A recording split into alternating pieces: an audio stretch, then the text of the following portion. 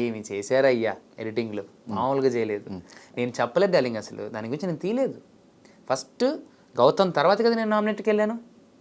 మరి గౌతమ్ ఏం చెప్పాడు, అంతకు ముందు వాళ్ళు ఏం చెప్పారు, మరి అవి చూడండి. మరి ఒక్క మోనోలాగ్ చెప్పానని చెప్పి దీని మీదే పెట్టేసి మిగతావన్నీ కింద పడేసి ట్రాష్ చేశారు కదా, మరి ఇవి చూడండి, ఇవి తిప్పి చూడండి, మిగిలిన వారు ఏమేమి చెప్పారు చూడండి. అరే అవునరా, మనకు అనిపించింది చెప్తాము, తప్పేముంది ధనుష్, నాకు అర్థం కావట్లేదు. నాకు అనిపించింది నామినేట్ చేసి చెప్తా, అది నాకున్న రైట్ కదా, అది నాకున్న హక్కు కదా. వద్దు ఇలానే మాట్లాడాలి వీళ్ళతో, కంట్రోల్గా ఉండాలి. ఎందుకు, దేనికి భయపడాలా, ఎవరికి భయపడేది అవసరమే లేదు. నేను ఎవరికి భయపడాల్సిన అవసరమే లేదు.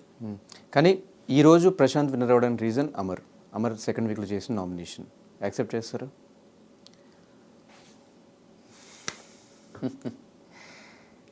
అంటే దీని గురించి ఇప్పుడు నాకు తెలియదు డార్లింగ్. ఇప్పుడు నేను చెప్పడం వల్ల వాడు అయ్యాడో నాకు అవన్నీ తెలియదు.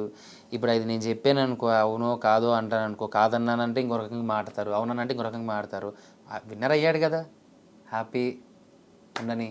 నేను రన్నర్ అయ్యాను, నాకు ఇంకా హ్యాపీ.